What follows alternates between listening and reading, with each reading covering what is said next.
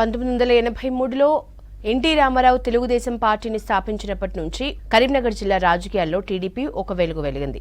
2014 ఎన్నికల దాకా కూడా అంతో ఇంతో బలంగా ఉన్న ఆ పార్టీ ముఖ్య నేతలంతా కాంగ్రెస్, టీఆర్ఎస్లో చేరటంతో జిల్లాలో పసుపు పార్టీ ఉనికి ప్రశ్నార్థకమైంది.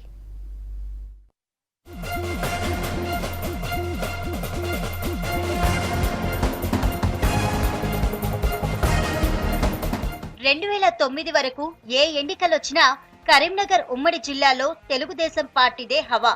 అలాంటి పార్టీ ఉనికి ఇప్పుడు ప్రశ్నార్థకమైంది. టీడీపీలో కీలక నేతగా ఉన్న రేవంత్ రెడ్డి టీపీసీసీ అధ్యక్షుడయ్యాక ఉమ్మడి కరీంనగర్ జిల్లాలోని ఆయన అనుచరులంతా కాంగ్రెస్ బాట పట్టారు. టీడీపీ నుంచి మారిన నేతలంతా ఒక్క రోజులో తీసుకున్న డెసిషన్ తో పార్టీని వీడిపోలేదు. చాలా ఏళ్లుగా ఆ పార్టీ క్యాడర్లో జరిగిన అంతర్మదనం తర్వాత ఇక తెలంగాణలో టీడీపీ ఉనికి ప్రశ్నార్థకమేనని నిర్ధారణకు వచ్చాకే వారంతా టీడీపీని వీడారు. 2010లో అప్పటి టీడీపీ ఎమ్మెల్యేగా ఉన్న చెన్నమనేని రమేష్ తన ఎమ్మెల్యే సభ్యత్వానికి రాజీనామా చేసి టీఆర్ఎస్ లో చేరగా 2013లో చంద్రబాబు వైఖరికి నిరసనగా టీడీపీని వీడి గంగుల కమలాకర్ గులాబీ గూటికి చేరారు. క్రమంగా జిల్లాలోని అన్ని నియోజకవర్గాల్లో నాయకులు మొదలుకొని కార్యకర్తల దాకా టీడీపీని వీడిపోయారు.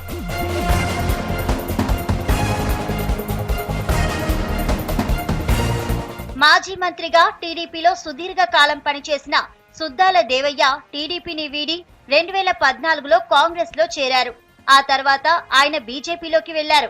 అయితే 2014 ఎన్నికల తర్వాత మిగిలిన నేతలు మాత్రం చాలా కాలం పాటు ఎటూ కదలకుండా పార్టీ కార్యక్రమాలను నిర్వహించుకుంటూ వచ్చినప్పటికీ ఎన్నికలైన 3.5 ఏళ్ల తర్వాత మళ్లీ రేవంత్ రెడ్డి రూపంలో జిల్లా క్యాడర్లో ఓ కుదుపు వచ్చింది. అప్పటిదాకా ఉమ్మడి కరీంనగర్ జిల్లాలో టీడీపీకి పెద్ద దిక్కుగా ఉన్న పెద్దపల్లి మాజీ ఎమ్మెల్యే విజయ రమణారావు, కరీంనగర్ జిల్లా టీడీపీ అధ్యక్షునిగా టీడీపీ వైద్య విభాగం రాష్ట్ర అధ్యక్షునిగా ఉన్న కవ్వంపల్లి సత్యనారాయణ, చొప్పదండి నియోజకవర్గ ఇన్ఛార్జ్ మేడిపల్లి సత్యం, హుజూరాబాద్ నియోజకవర్గ ఇన్ఛార్జ్ ముద్దసాని కశ్యప్ రెడ్డిలు, ధర్మపురి నియోజకవర్గ ఇన్ఛార్జిగా గతంలో పనిచేసిన మద్దెల రవీందర్ లాంటి వాళ్లంతా పార్టీని వీడారు. చివరకు తెలంగాణ రాష్ట్ర టీడీపీ అధ్యక్షునిగా పనిచేసిన ఎల్ రమణ కూడా గులాబీ కండువా కప్పుకున్నారు. టీడీపీ జాతీయ ప్రధాన కార్యదర్శి యునుగాల పెద్దిరెడ్డి ఇప్పటికే పలు పార్టీలు మారుతూ చివరకు బీఆర్ఎస్ లో చేరిపోయారు.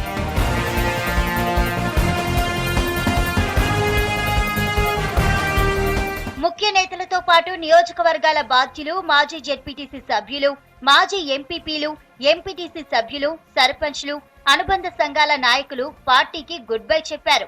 ఇప్పుడు మూడో శ్రేణి నాయకులు పార్టీ మారారు.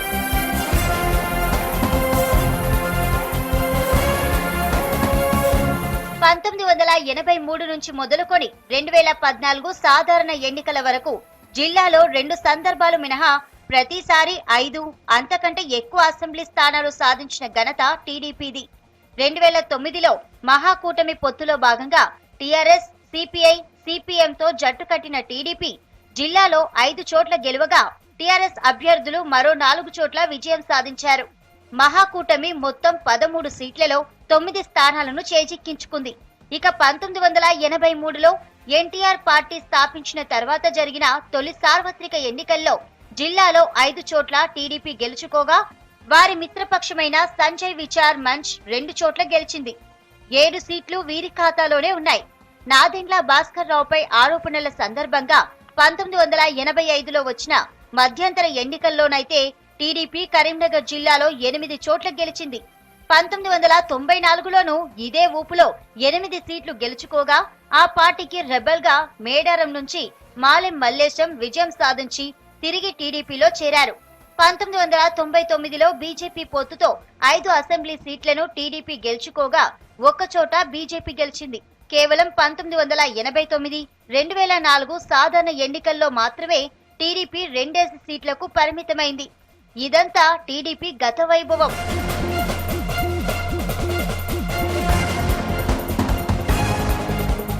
తెలంగాణ ఉద్యమంతో టీడీపీ పతనం మొదలైంది.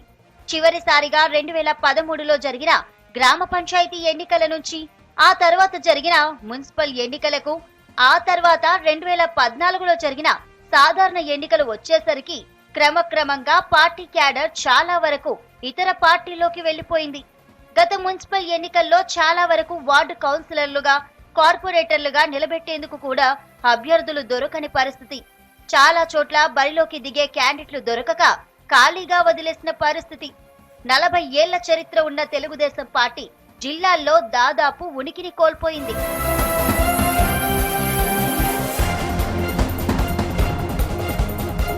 రెండు 2018 నుంచి టీడీపీ ఉనికిని జనాలు కూడా మర్చిపోయారు. ఒకప్పుడు జిల్లాలో ఓ వెలుగు వెలిగిన టీడీపీ గురించి మాట్లాడుకోవడమే కనిపించడం లేదు.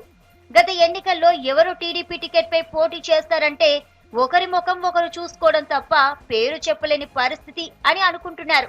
కరీంనగర్ జిల్లా నుంచి టీడీపీ తరపున గెలిచిన వాళ్లలో మేడారం మాజీ ఎమ్మెల్యే మాలెం మల్లేశం, మాతంగి నరసయ్య, కమలాపూర్ నుంచి ముద్దసాని దామోదర్ రెడ్డి లాంటి వాళ్లు కన్నుమూయగా మిగతా నేతలంతా ఇతర పార్టీల్లో చేరిపోయారు.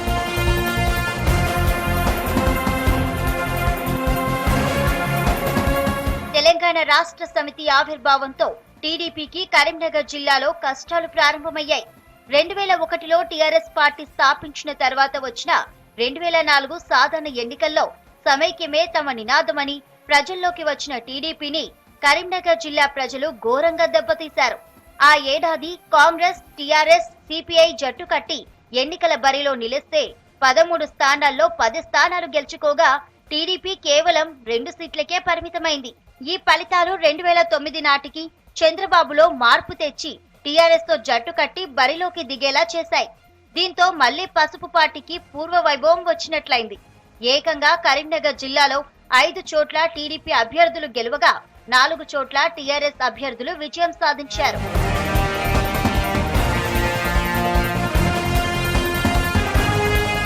రెండు 2009 తర్వాత తెలంగాణ ఉద్యమం ఉవ్వెత్తున లేచింది. ఎగిసిన ఈ జ్వాలల్లో నిండా కాలిపోయిన పార్టీ ఏదైనా ఉందంటే అది టీడీపీ మాత్రమే. కరీంనగర్ జిల్లాలోనే ఆ పార్టీ పతనం ప్రారంభమైంది. 2010లో కరీంనగర్ జిల్లాలో మొత్తం 5 చోట్ల ఉప ఎన్నికలు జరగగా టీడీపీకి కనీసం డిపాజిట్ కూడా దక్కలేదు. దీంతో తెలుగుదేశం పార్టీ శ్రేణులన్నీ నైరాశ్యంలో కూరుకుపోయాయి. 2013లో చంద్రబాబు ఉమ్మడి జిల్లాల్లో దాదాపు 14 రోజులు పాదయాత్ర చేసి ఇక్కడి నుంచే తెలంగాణకు అనుకూలంగా తీర్మానం చేసి కేంద్రానికి లేఖ పంపించినా పార్టీ బలోపేతం కాలేదంటే గతంలో చంద్రబాబు అనుసరించిన 2 కళ్ల వైఖరే కారణమంటున్నారు విశ్లేషకులు.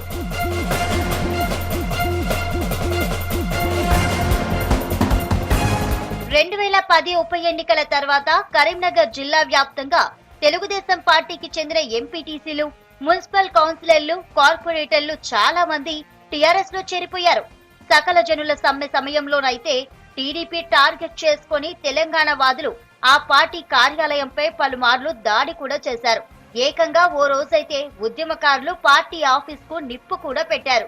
కరీంనగర్ లో తెలంగాణ నాయకత్వం అంతా కలిసి నిర్వహించిన టీడీపీ రణబేరి సభలో తెలంగాణ వాదులు రచ్చ రచ్చ చేసి టీడీపీకి తెలంగాణ సెగ ఎలా ఉంటుందో చూపించారు.